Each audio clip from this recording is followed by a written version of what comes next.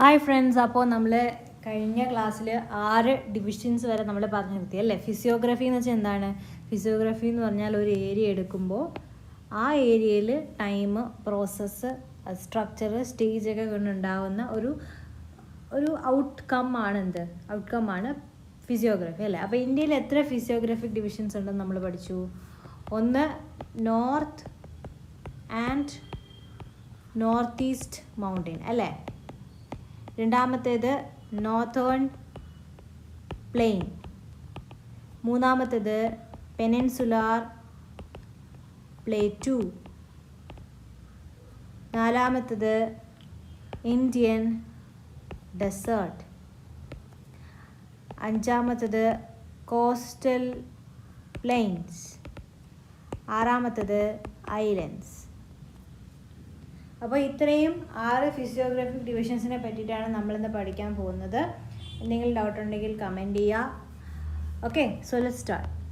അപ്പോൾ നമ്മൾ പഠിച്ചതുപോലെ തന്നെ north and north eastern mountains അല്ലേ. North and north eastern mountains, northern plain, peninsula plateau, coastal plain, Indian desert and islands. അപ്പോൾ 6 physiographic divisions മനസ്സിലായല്ലോ. Okay, അപ്പോൾ നമ്മൾ ആദ്യം പഠിക്കാൻ പോകുന്നത് north and north eastern mountains ആണ്. നോർത്തും നോർത്ത് ഈസ്റ്റേൺ മൗണ്ടെയിൻസ് എന്ന് പറയുന്നത് ഹിമാലയാസും പിന്നെ നോർത്ത് ഈസ്റ്റേൺ ഹിൽസും കൂടെ ചേർന്ന് വരുന്ന ഭാഗത്തെയാണ് എന്തെന്ന് പറയുന്നത്, north and north eastern mountain. ഏതൊക്കെയാണ്? ഹിമാലയവും പിന്നെ നമ്മുടെ ഈ നോർത്ത് ഈസ്റ്റേണിലുള്ള ഹിൽസ് അറിയാമല്ലോ, ഖാരോ ഖാസി ജയന്തിയ ഹിൽസ്, നമ്മുടെ നാഗ ഹിൽസ്, മിഷ്മി ഹിൽസ്. അപ്പോൾ അതെല്ലാം കൂടെ ചേർന്ന് വരുന്നതിനെയാണ് നമ്മൾ northern and north eastern mountains എന്ന് പറയുന്നത്. ഒരുപാട് നമ്മുടെ ഏറ്റവും കൂടുതൽ പഠിക്കേണ്ടതായ ഗ്രേറ്റ് ഹിമാലയാസ് ഈ ഒരു സ്ഥലത്താണ് വരുന്നത് അല്ലേ. അപ്പോൾ general orientation of this ranges എന്ന് പറയുന്നത് നോർത്ത് വെസ്റ്റിൽ നിന്നും സൗത്ത് ഈസ്റ്റിലേക്കാണ്. ജനറൽ ഒരു ഓറിയൻറ്റേഷൻ. എക്സെപ്റ്റ് ഇവിടെ മാത്രം കുറച്ച് വ്യത്യാസം വരുന്നുണ്ട്. അല്ലാതെ നോക്കുമ്പോൾ നോർത്ത് വെസ്റ്റിൽ നിന്ന് സൗത്ത് ഈസ്റ്റിലേക്കാണ് ഡയറക്ഷൻ വരുന്നത്. ഡാർജിലിങ്ങും സിക്കിമും ഉള്ള സ്ഥലത്ത് മാത്രമാണ് ഒരു വ്യത്യാസം വരുന്നിരിക്കുന്നത്. ഇനി നമ്മൾ നോക്കേണ്ടത് ഇതിൻ്റെ ഇവിടെയാണ് നമ്മൾ ശരിക്കും പറഞ്ഞാൽ ഗ്രേറ്റ് ഹിമാലയൻ റേഞ്ച് എന്ന് പറയുന്ന സെൻട്രൽ ആക്സിയൽ റേഞ്ച് കാണപ്പെടുന്നത് ഈ ഒരു ഘട്ടത്താണ്. ഗ്രേറ്റ്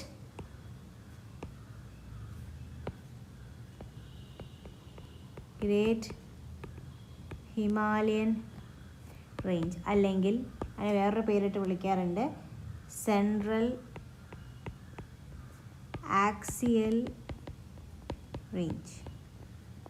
ഇങ്ങനെ 2 പേരിലും വിളിക്കാറുണ്ട്. അതും ഈ ഒരു ഏരിയയിലാണ് കാണപ്പെടുന്നത്. ഓക്കെ, ഹിമാലയാസ് എന്ന് പറയുന്നത് ഒരു ഫിസിക്കൽ ബാരിയർ മാത്രമല്ല, പണ്ട് കാലത്ത് നമ്മൾക്ക് ഏറ്റവും കൂടുതൽ ക്ലൈമറ്റിൻ്റെ വേരിയേഷന് വരെ ഹിമാലയാസ് ഹെൽപ്പ് ചെയ്യുന്നുണ്ട്. ഹിമാലയാസ് എന്തിനൊക്കെ ഹെൽപ്പ് ചെയ്യുന്നു എന്ന് ചോദിക്കാം. എന്താണെന്ന് വെച്ചാൽ ഹിമാലയാസ് എന്ന് പറയുന്നതിൽ ഇത് വലിയ മലകളാണ്, വലിയ ഹൈ മൗണ്ടെയിൻസ് ആണ്. ഈ മൗണ്ടെയിൻസിന് ഇടയ്ക്ക് കൂടെ വരാനായിട്ട് വളരെ പാടാണ്. അതുകൊണ്ട് തന്നെയാണ് ഒരു കാലം വരെയും ഇന്ത്യൻ നമ്മുടെ ഈ ഒരു സ്ഥലങ്ങളിലേക്കൊന്നും അധികം ആരും വരാത്തതിൻ്റെ റീസൺ വാസ് ദിസ് ഹിമാലയാസ്. അതുകൊണ്ട് തന്നെയാണ് നമ്മുടെ ഈ നോർത്ത് ഈസ്റ്റേൺ ഏരിയ വരെ ഇത്രയും ഇപ്പോഴും ആ ഒരു ട്രൈബൽ ഏരിയ നിൽക്കുന്നതിൻ്റെ reason is because of this much of mountains. Highly rugged ആയിട്ടുള്ളൊരു ടെറൈനാണ്. അപ്പോൾ ആ ഒരു ടെറൈനിലേക്ക് അത് കടന്ന് വരണമെങ്കിൽ they need to have lot of man power.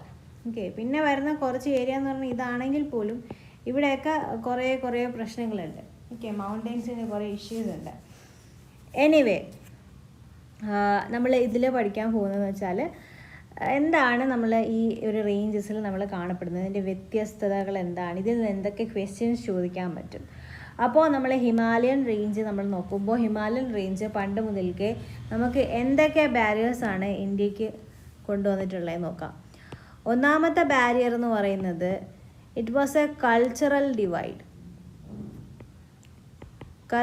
Divide കൊണ്ടുവന്നിട്ടുണ്ട്. രണ്ടാമത്തത് സോഷ്യൽ ഡിവൈഡ്. മൂന്നാമത്തത്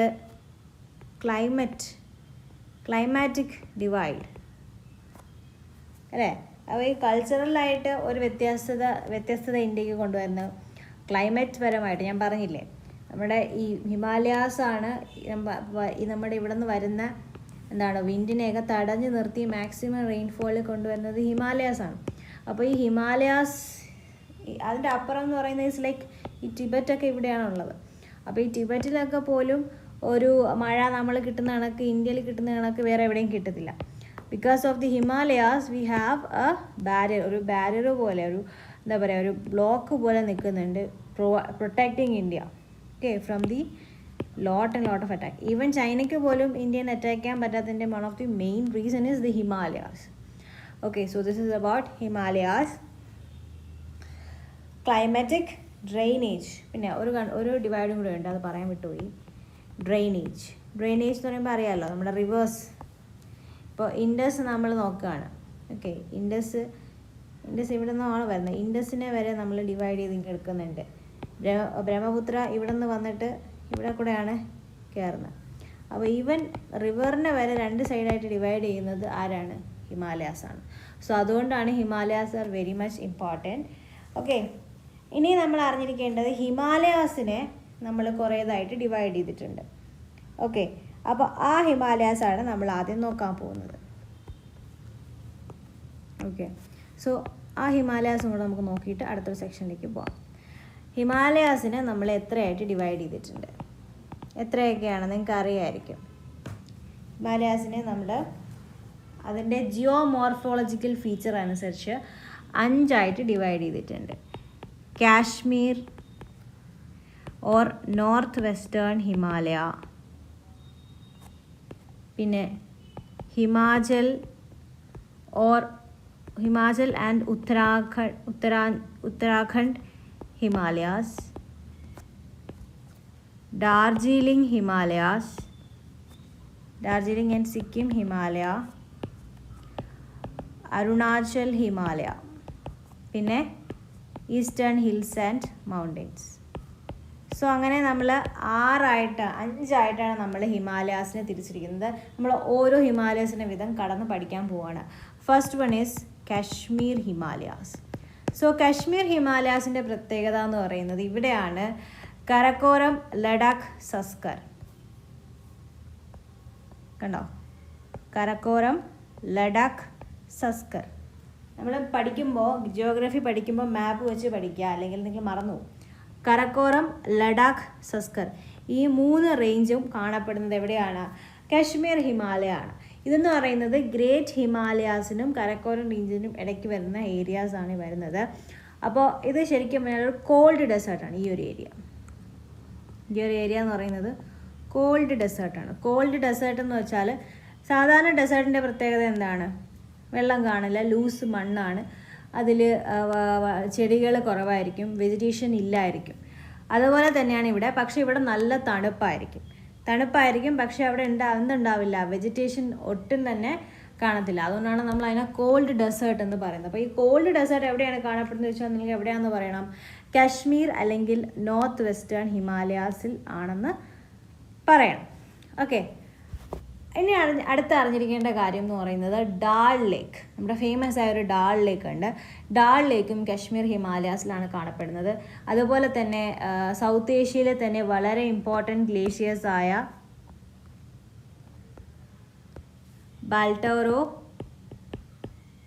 ബാൾട്ടാറോ ആൻഡ് സിയാച്ചിൻ. ഈ സിയാച്ചിനൊക്കെ എവിടെയാണ് കാണപ്പെടുന്നത്? കാശ്മീർ ഹിമാലയാസിലാണ് കാണപ്പെടുന്നത്. ഇവിടെയാണ് കരേവ എന്ന് പറയുന്ന ഒരു ഫോർമേഷൻ ഉള്ളത്. ഈ കരേവ എന്ന് വെച്ചാൽ വേറൊന്നുമല്ല, ഞാൻ പറഞ്ഞില്ലേ, നല്ല തണുത്തുറഞ്ഞ മണ്ണാണ്. ഈ തണുത്തുറഞ്ഞ മണ്ണിൽ ഗ്ലേഷ്യൽ ക്ലേ എന്ന് പറയും. ഈ തണുത്തുറഞ്ഞ മണ്ണിൽ എന്തുണ്ടാവും? ചെളി ഉണ്ടാവും അല്ലേ? അപ്പോൾ അവിടെ ഗ്ലേഷ്യേഴ്സൊക്കെ ഉണ്ടാവും. അപ്പോൾ ഗ്ലേഷ്യൽ ക്ലേയും ബാക്കിയുള്ള മെറ്റീരിയൽസും കൂടെ കൂടി ഒരു മൊറൈൻ ആവും. മൊറൈൻ എന്ന് പറയുന്നത് വേറൊന്നുമല്ല, നമ്മുടെ ഈ ഗ്ലേഷ്യേഴ്സ് അറിയാലോ, ഈ ഗ്ലേഷ്യേഴ്സിൻ്റെ ഒരു ഡെപ്പോസിഷണൽ ഫീച്ചറാണ് മൊറൈൻ. ഈ ഗ്ലേഷ്യേഴ്സ് ഇങ്ങനെ നിരങ്ങി പോകും എന്നാണ് പറയപ്പെടുന്നത്. ഒരു സൈഡിൽ നിന്ന് വേറൊരു സൈഡിലേക്ക് ഒന്നീ മെൽറ്റ് ചെയ്ത് പോവും, ഇല്ലെങ്കിൽ നീങ്ങി പോവും അതിൻ്റെ വെയിറ്റ് കൊണ്ട്. അങ്ങനെ പോകുമ്പോൾ അതിൻ്റെ സൈഡിൽ ഉണ്ടാകുന്ന ഡെപ്പോസിഷൻ ഫീച്ചറാണ് മൊറൈൻ. നമ്മൾ റിവർ ആണെങ്കിൽ ഡെപ്പോസിഷൻ ഫീച്ചർ അലൂവിയൽ ഡെപ്പോസിറ്റ് എന്ന് പറയില്ല, അതുപോലെ ഒരു ഫീച്ചറാണ് ഗ്ലേഷ്യൽ മൊറൈൻ. അപ്പോൾ ഈ ഗ്ലേഷ്യൽ മൊറൈനും ഗ്ലേഷ്യൽ ക്ലേയും കൂടെ ചേർന്ന് വരുന്ന ഡെപ്പോസിറ്റാണ് ഈ കരേവ. ഇത് വളരെ ഇമ്പോർട്ടൻ്റ് ആണ്, കാരണം നമ്മുടെ കശ്മീരിലാണ് എന്തുള്ളത് കരേവാസ്, കശ്മീരിലാണ് നമ്മുടെ കുങ്കുമപ്പൂവുള്ളത് അല്ലേ. അപ്പോൾ ഈ കുങ്കുമപ്പൂവിൻ്റെ എല്ലാ വളർച്ചയ്ക്കും വേണ്ടിയിട്ടുള്ള ന്യൂട്രീഷൻസ് അടങ്ങിയിരിക്കുന്ന മണ്ണാണ് കരേവ. സോ ഈ കരേവ ഡെപ്പോസിറ്റ് ഉള്ളത് എവിടെയാണ്? കശ്മീരിലാണ്. Okay, so this is very important, very very important. അതേപോലെ തന്നെ സോജില എന്ന് പറയുന്ന ഒരു പാസ് ഉണ്ട്. ഈ സോജില പാസും കശ്മീർ ഹിമാലയാസിലാണ് ഉള്ളത്.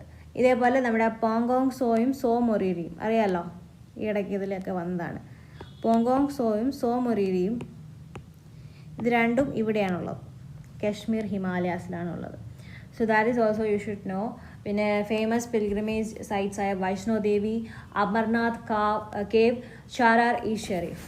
അത്ര എഴുതരാം, ചിലപ്പോൾ ചോദിക്കണമെങ്കിലോ പറയാൻ പറ്റില്ല, കാരണം നമ്മുടെ എക്സാമിന് അറിയാമല്ലോ ഒരു ക്വസ്റ്റ്യൻ ചോദിച്ചിട്ടുണ്ടായിരുന്നു, അതുകൊണ്ടാണ് ഞാൻ ഇത്രയും ഡീറ്റെയിൽ ആയിട്ട് പഠിപ്പിക്കുന്നത്. വൈഷ്ണോ ദേവ്, അമർനാഥ് കേവ് അറിയാമല്ലോ, അമർനാഥ് കേവ്, പിന്നെ ഷാരാർ ഇ ഷെരീഫ് എന്നിങ്ങനെയുള്ള പിൽഗ്രിമേജ് സൈറ്റും നമ്മുടെ ഇവിടെ കാണുന്നുണ്ട്. ശ്രീനഗർ എന്ന് പറയുന്നത് ജമ്മു ആൻഡ് കാശ്മീരിൻ്റെ ക്യാപിറ്റൽ സിറ്റി ആയിരുന്നു.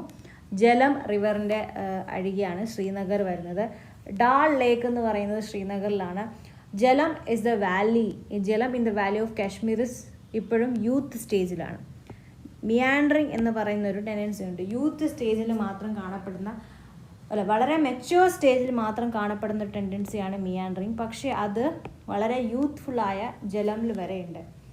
ഓക്കെ, സോ അത് ശരിക്കും പോയാൽ നമ്മൾ അത് ശ്രദ്ധിക്കേണ്ടിയിരിക്കുന്ന കാര്യമാണ്. സോ ജലം എന്ത് ചെയ്യും? മിയാൻഡറിന് വേറെ ഒന്നുമില്ല, ഇങ്ങനെ പോകും, മനസ്സിലായില്ലേ? രണ്ട് സൈഡിലും ഡെപ്പോസിറ്റ് ചെയ്യും, പക്ഷേ ഇങ്ങനെ വളഞ്ഞു കുളഞ്ഞു പോകുന്നതിനാണ് മിയാൻഡറിങ് എന്ന് പറയുന്നത്. ഓക്കെ, അടുത്തത് സദേൺ മോസ്റ്റ് ഓഫ് ദിസ് റീജിയനിലാണ് ലോങ്റ്റിറ്റ്യൂഡിനൽ വാലീസ് ഉള്ളത്. എന്തുള്ളത്? കുറച്ച് ലോങ്റ്റിറ്റ്യൂഡിനൽ വാലീസ് ഉണ്ടാവും ഇങ്ങനെ. അതിനെ പറയുന്ന പേരാണ് ഡുൺ.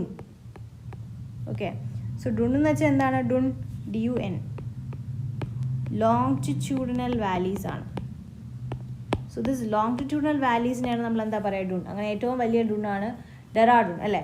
ജമ്മു ഡുൺ ഉണ്ട്, പത്താൻകുട്ട് ഡുൺ ഉണ്ട്.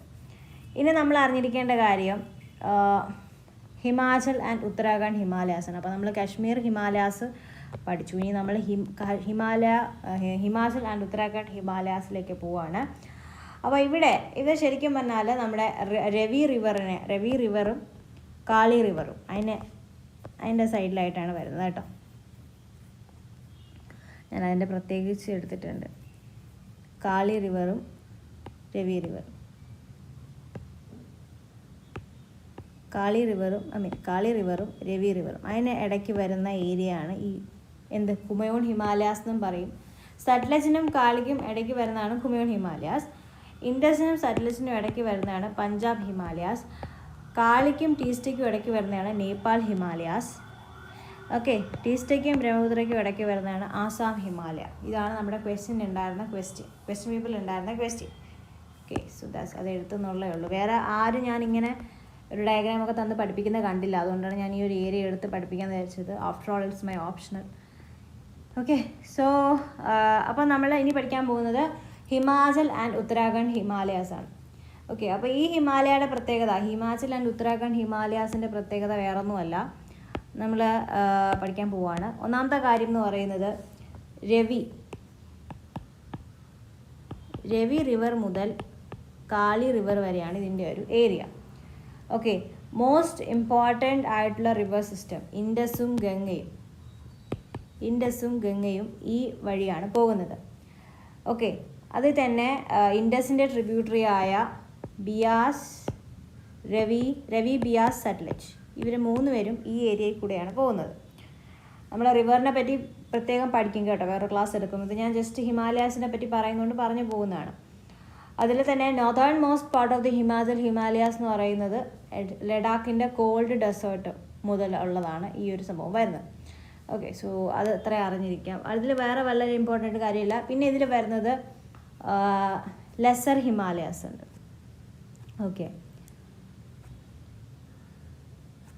ഇവിടെ 3 റേഞ്ച് ഓഫ് ഹിമാലയാസ് ആണ് നമ്മൾ കാണപ്പെടുന്നത്. ഒന്നെന്ന് പറയുന്നത് great Himalayan range, great Himalayan range. പിന്നെ വരുന്നത് the lesser Himalayas, lesser Himalayas, പിന്നെ ശിവാലിക്. അങ്ങനെ 3 ഏരിയാസിനെയാണ് നമ്മൾ ഈ ഒരു ഏരിയയിൽ കാണുന്നത്. ഓക്കെ, എവിടെയാണ്?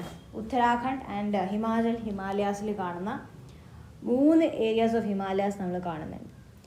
മാത്രമല്ല ഈ ഒരു ആൾട്ടിറ്റ്യൂഡ് ഉണ്ട് 1000 to 2000 എന്ന് പറയുന്നത് ബ്രിട്ടീഷ് കൊളോണിയൽ അഡ്മിനിസ്ട്രേഷനെ വളരെ ഇതായിട്ട് കണ്ടിട്ടുണ്ടായിരുന്നു. അതുകൊണ്ടാണ് അവിടെ ഇമ്പോർട്ടൻറ്റ് ഹിൽ സ്റ്റേഷനായ ധർമ്മശാല, മുസൂരി, ഷിംല, കവോസണി, പിന്നെ അവിടെ തന്നെ കണ്ടോൺമെൻറ്റ് ടൗൺസ് ഉണ്ട്, ഹെൽത്ത് റിസോർട്ട്സ് ഒക്കെ വരുന്നത്. അതുകൊണ്ടാണ് വളരെ നല്ലൊരു ആൾട്ടിറ്റ്യൂഡാണ്. 1000 to 2000 ആൾട്ടിറ്റ്യൂഡ് എന്ന് പറയുന്നത് വളരെ നല്ല ഒരു ആൾട്ടിറ്റ്യൂഡാണ്. ഓക്കെ, ഇനി ഇവിടെ എന്ന് പറയുന്നത് ഉള്ളത് ഡൂൺ ഫോർമേഷൻ തന്നെയാണ്. നമ്മൾ നേരത്തെ പഠിച്ചുള്ള ലോങ്റ്റിറ്റ്യൂഡിനൽ വാലീസ് എന്ന് പറയുന്ന ഡൂൺ ഫോർമേഷനാണ് നമ്മൾ കാണപ്പെടുന്നത്. ഇവിടെയാണ് വളരെ ഇമ്പോർട്ടൻ്റ് ആയിട്ടുള്ള ബോട്ടിയ ട്രൈബ്സ് ഉള്ളത്. ഈ ബോട്ടിയ ട്രൈബ് എന്ന് പറയുന്നത് ഇവരുടെ ഒരു പ്രത്യേകത എന്ന് പറയുന്നത് ഈ സമ്മർ സീസൺ ആകുമ്പോൾ അവരെന്ത് ചെയ്യും, ഇവർ ബുഗ്യാൽ എന്ന് പറയുന്ന സമ്മർ ഗ്രാസ് ലാൻഡിലേക്ക് മൈഗ്രേറ്റ് ചെയ്യും. ഇവർ നൊമാഡിക് ട്രൈബാണ് കേട്ടോ. നൊമാഡിസ് എന്ന് പറഞ്ഞാൽ അറിയാമല്ലോ. നൊമാഡിക് ട്രൈബ് എന്ന് വെച്ചാൽ ഒരു സ്ഥലത്ത് നിൽക്കത്തില്ല, മനസ്സിലായില്ല, അവരിങ്ങനെ ട്രാവൽ ചെയ്തുകൊണ്ടിരിക്കും. അപ്പോൾ ഈ ബോട്ടിയ ട്രൈബ് സമ്മർ ഗ്രാസ് ലാൻഡ്സ് ഉണ്ട്, ബുഗ്യാൽ എന്നാണ് അതിനെ പറയുന്നത്. അവരുടെ ഭാഷയിൽ ബുഗ്യാൽ എന്നാണ് പറയുന്നത്. അപ്പോൾ ഈ ബോട്ടിയ ട്രൈബ്സ് സമ്മർ ഗ്രാസ് ലാൻഡായ ബുഗ്യാലിൽ കടുത്ത വിൻ്റർ ആകുമ്പോൾ പോകും. എന്നിട്ട് തിരിച്ച് എന്ത് പറ്റും, grass land summer grass land ആണല്ലോ, അപ്പോൾ സമ്മറിലാണ് അവർ മെയിനായിട്ട് പോകുന്നത്. തിരിച്ച് വിൻ്റർ ആകുമ്പോൾ അവർ തിരിച്ചു വരും.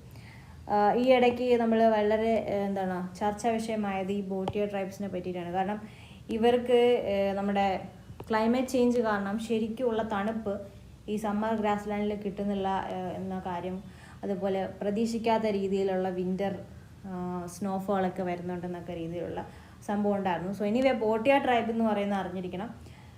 ദേ ആർ ട്രാവലിംഗ് ടു ദി ബുഗ്യാൽസിൽ പോയിട്ട് തിരിച്ചു വരും. ഓക്കെ, ഇങ്ങനെയാണ്. അതായത് സമ്മർ കടുത്ത വിൻ്റർ ആകുമ്പോൾ അവരെന്ത് ചെയ്യും, ഇവിടെ നിന്ന് നേരെ ഇവിടെ പോകും, എന്നിട്ട് തിരിച്ച് സമയം ആകുമ്പോൾ തിരിച്ചു വരും. അതാണ് ബോട്ടിയ ട്രൈബ്സിൻ്റെ ഒരു പ്രത്യേകത. ഓക്കെ, ഇവിടെയാണ് വാലി ഓഫ് ഫ്ലവേഴ്സ് ഉള്ളത്, അറിയാലോ. PSC സ്ഥിരം ക്വസ്റ്റ്യനാണ്. വാലി ഓഫ് ഫ്ലവേഴ്സ് ഒക്കെ കാണപ്പെടുന്നത് ഇവിടെയാണ്. ഒരുപാട് പിൽഗ്രിമേജ് ഏരിയാസ് ആയ യമുനോത്രി, ഗംഗോത്രി, കേദാർനാഥ്, ബദ്രിനാഥ്, ഹേംകുണ്ട് സാഹിബ് ഇതൊക്കെ ഇവിടെ ഉള്ള സ്ഥലമാണ്. ഒരുപാട് 5 കോൺഫ്ലുവൻസസ് ഉണ്ട്. റിവർ കോൺഫ്ലുവൻസ്, പ്രയാഗ്സ് അറിയാലോ. റിവർ കോൺഫ്ലുവൻസസ്, അതായത് 1-2 റിവർ ഒന്നിച്ച് ചേരുന്ന സ്ഥലമാണ് നമ്മൾ റിവർ കോൺഫ്ലുവൻസ് എന്ന് പറയുന്നത്. അതിനെ ഹിന്ദിയിൽ പറയുന്ന പേരാണ് പ്രയാഗ്. 2 റിവർ വന്ന് ജോയിൻ ചെയ്യുന്ന സ്ഥലം, എന്നിട്ട് പുതിയൊരു റിവർ ആവും. അതിനെയാണ് നമ്മൾ എന്താ പറയുക, പ്രയാഗ് എന്ന് പറയുന്നത്. ഓക്കെ, അടുത്തത് ഡാർജിലിംഗ് ആൻഡ് സിക്കിം ഹിമാലയാസിലേക്ക് പോവുകയാണ്. നമ്മൾ ഇത്രയും ഏരിയ കഴിഞ്ഞു, ഇനി നമ്മൾ ഇങ്ങോട്ടാണ് പോകുന്നത്. ഓക്കെ, നമ്മൾ ഇത്രയും ഏരിയ കഴിഞ്ഞു, ഇനി നമ്മൾ ഇങ്ങോട്ട് പോവുകയാണ്. അവിടെ എന്തൊക്കെയാണെന്ന് നമുക്ക് നോക്കാം. ഇത് ശരിക്കും പറഞ്ഞാൽ Nepal Himalayas in this side, ഏതാണ്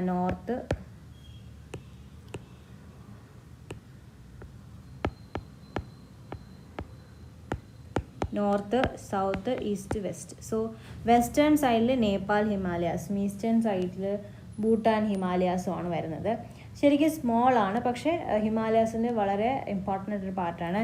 ഇവിടെയാണ് നമ്മുടെ ഫാസ്റ്റ് ഫ്ലോയിങ് റിവറായ ടീസ്റ്റ, ടീസ്റ്റ അല്ലേ, ടീസ്റ്റ റിവർ കാണപ്പെടുന്നത് ഇവിടെയാണ്. അതുപോലെ തന്നെ ഇവിടെ ഹൈ മൗണ്ടൻ പീക്കായ കഞ്ചൻജുംഗ ഉണ്ട്, അല്ലെങ്കിൽ അതിന് വേറൊരു പേരാണ് കാഞ്ചൻഗിരി. അപ്പോൾ ഇതും ഡീപ്പ് വാലീസും ഒക്കെ ഇവിടെ കാണുന്നുണ്ട്. ഇവിടെയാണ് ലെപ്ച ട്രൈബ് ഉള്ളത്, ലെപ്ച ട്രൈബ്. അപ്പോൾ ലെപ്ച ട്രൈബ് എവിടെയാണ് കാണപ്പെടുന്നത് ചോദിച്ചാൽ എവിടെയാണ്, ഡാർജിലിംഗ് ആൻഡ് സിക്കിം ഹിമാലയാസിലാണ്. അപ്പോൾ ഈ ലെപ്ച ട്രൈബ്സും ഇവിടെ ഉള്ളതാണ്. അതുപോലെ നേപ്പാളീസ്, ബംഗാളീസ്, സിൻഡലിൻ്റെ കുറേ ട്രൈബൽസ് ഒക്കെ ഉള്ള ഏരിയ ആണ് ഡാർജിലിംഗ് ഹിമാലയാസിൽ കാണപ്പെടുന്നത്. ഓക്കെ, ഹയർ റീജിയനിൽ ലെപ്ചയും ബാക്കി താഴോട്ട് വരുമ്പോൾ ബംഗാളീസ്, നേപ്പാളീസ് ട്രൈബൽസ് ഒക്കെ ഉണ്ടാവും. Okay, so British are taking advantage of the physical conditions such as moderate slope. അവർ ഒരു high thick soil cover with high organic content ആയതുകൊണ്ട് തന്നെ അവിടെ അവർ ആദ്യമായിട്ട് ടീ പ്ലാന്റേഷൻ കൊണ്ടുവന്നു. ഇന്ത്യയിലല്ല, ലോകത്ത് തന്നെ വളരെ പ്രസിദ്ധമായ ടീ ആണ് ഏത്? ഡാർജിലിംഗ് ടീ അല്ലേ. അപ്പോൾ ഇവിടുത്തെ മണ്ണും അന്തരീക്ഷവും ഒക്കെ കണ്ട് ബ്രിട്ടീഷുകാരാണ് ഇവിടെ ടീ ഇൻട്രൊഡ്യൂസ് ചെയ്തത്. വളരെ അടുത്ത ഇമ്പോർട്ടൻ്റ് ആയിട്ടുള്ള കാര്യം അല്ലെങ്കിൽ ഫാക്റ്റ് എന്ന് പറയുന്നത് ഡുവാറാണ്. ഈ ഡുവാർ എന്ന് വെച്ചാൽ വേറെ ഒന്നുമല്ല, നമ്മൾ ഡുൺ പഠിച്ച പോലെ തന്നെയാണ്. ഈ ഡുവാർ ഫോർമേഷൻ എന്ന് പറയുന്നത് എന്തിനുള്ളതാണ്? Duar formation is very very important for the tea plantation. അതും ഇവിടെ ഉണ്ട്. അപ്പോൾ അതുകൊണ്ടാണ് വരുന്നത്. പിന്നെ സിക്കിമിൽ അറിയാമല്ലോ, ഓർക്കിഡൊക്കെ വളരെയധികം ഉള്ള സ്ഥലങ്ങളാണ് ഇതൊക്കെ. ഇനി നമ്മൾ ഇത്രയും ഏരിയ കഴിഞ്ഞിട്ട് നമ്മൾ അരുണാചൽ ഹിമാലയാസിലേക്ക് പോവുകയാണ്. ഈ ഒരു ഏരിയയിലേക്ക് നമ്മൾ പോവുകയാണ്. അപ്പോൾ നമ്മൾ ഇത്ര ഏരിയ കവർ ചെയ്തു. ഇനി ഈ ഒരു ഏരിയയിലേക്കാണ് പോകുന്നത്. അരുണാചലിലേക്ക് പോവാം. അരുണാചലിൽ പോകുമ്പോൾ നമ്മൾ കാണുന്നതെന്ന് വെച്ചാൽ ഈസ്റ്റ് ഓഫ് ദി ഭൂട്ടാൻ അല്ലേ. East of the Bhutan to the ഇവിടെ ചൈനയൊക്കെ വരും, ഇവിടെ മ്യാൻമാർ വരും. അപ്പോൾ ആ ഒരു ഏരിയയാണ് നമ്മുടെ ഈ ഒരു സംഭവം വന്നിരിക്കുന്നത്. ദിഫു പാസ് ഇവിടെയാണുള്ളത്. അരുണാചൽ ഹിമാലയസിലാണ് ദിഫു പാസ് ഉള്ളത്. അതുപോലെ തന്നെ നംച ബർവ, കാങ് ടു ഇതൊക്കെ ഇവിടെയാണുള്ളത്. ഓക്കെ, നംച ബർവ ഏറ്റവും ഇങ്ങേറ്റത്താണുള്ളത്, ഏറ്റവും ഈസ്റ്റിൽ കാണപ്പെടുന്നതാണ് നംച ബർവ. ഓക്കെ, നങ്ക പർബാത് ഇവിടെയാണ് വരുന്നത്, നംച ബർവ ഇവിടെയാണ് വരുന്നത്. സോ അതൊരു ഡിഫറൻസ് വരും, അത് പഠിക്കുക. ഇവിടെ കമങ് എന്ന് പറയുന്ന കുറച്ച് റിവർ ഉണ്ട്. അതുപോലെ ഇവിടെ നിന്ന് നമ്മൾ മുന്നേ കേരള അല്ല UPSC ചോദിച്ചിരുന്ന ക്വസ്റ്റ്യനാണ്. ലോഹിത്, സുബാൻസിരി, കമങ്. ഓക്കെ, കേട്ടോ, ഇത് നംച ബർവ ബ്രഹ്മപുത്ര പോകുന്നതാണ്. ഓക്കെ, കേട്ടോ, ബ്രഹ്മപുത്ര ഈ നംച ബർവയിൽ കൂടെയാണ് ഇന്ത്യയിലേക്ക് കടക്കുന്നത്. അതുവരെ ഇറ്റ് ഈസ് ഇൻ ടിബറ്റിൽ ഇത് അറിയപ്പെടുന്ന പേര് സാങ്പോ ആണ്. നമ്മൾ റിവറിനെ വേറെ പഠിക്കും. ഞാൻ ഹിമാലയൻ്റെ ആ ഒരു ഫിസിക്കൽ ഫീച്ചർ മാത്രമേ പറയുന്നുള്ളൂ. Okay, so that's about the നമ്മുടെ ബ്രഹ്മപുത്രനെ പറ്റി പറയുകയാണെങ്കിൽ കുറച്ച് കാര്യങ്ങളുണ്ട്, അതുകൂടെ പറഞ്ഞുതരാം. ബ്രഹ്മപുത്രയുടെ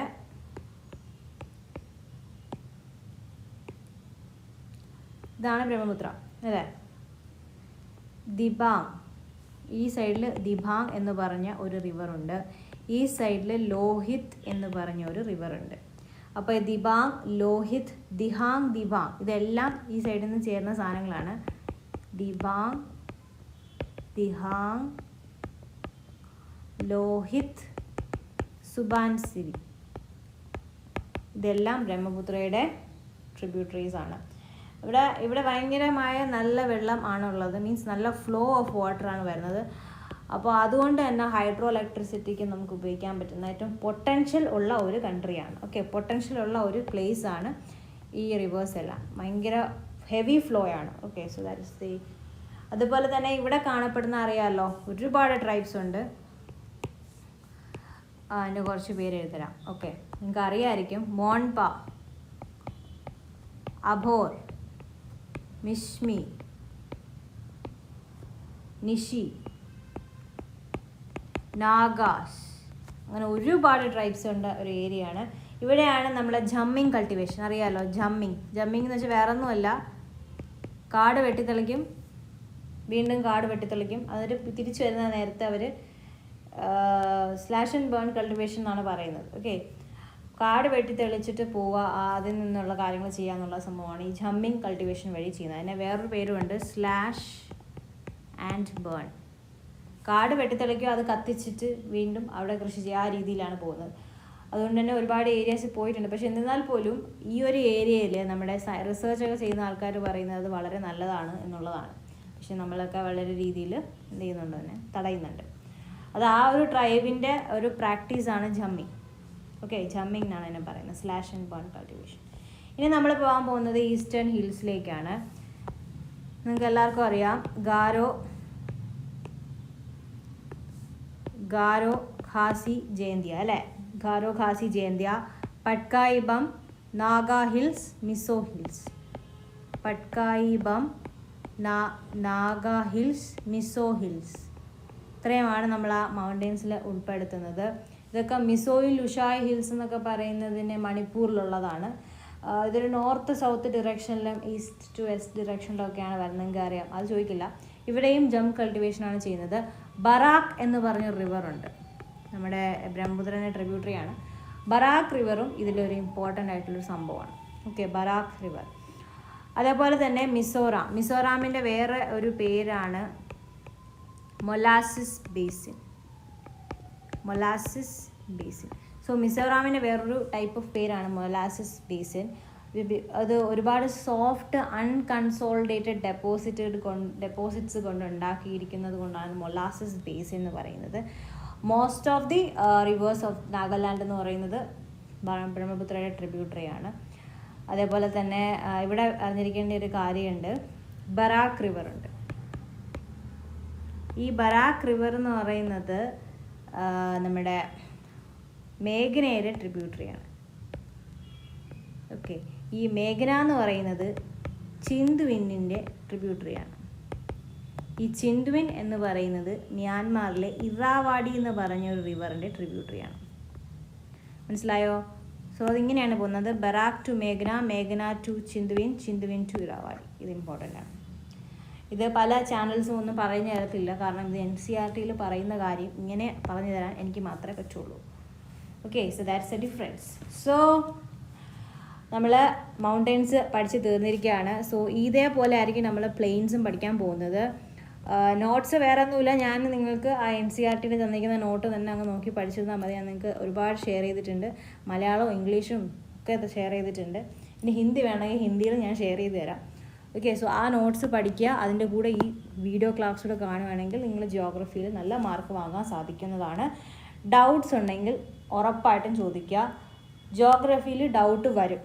ഡൗട്ട് വന്നില്ലെങ്കിൽ അതിനർത്ഥം you are not studying in the way you should be. Okay, so thank you so much and see you next video. ഇതേപോലത്തെ വീഡിയോസ് വേണമെങ്കിൽ കമൻറ്റ് ചെയ്യുക, അല്ലെങ്കിൽ ഞാൻ ഇതോടെ സ്റ്റോപ്പ് ചെയ്യും. Okay, so comment if you need more and more videos of the same kind.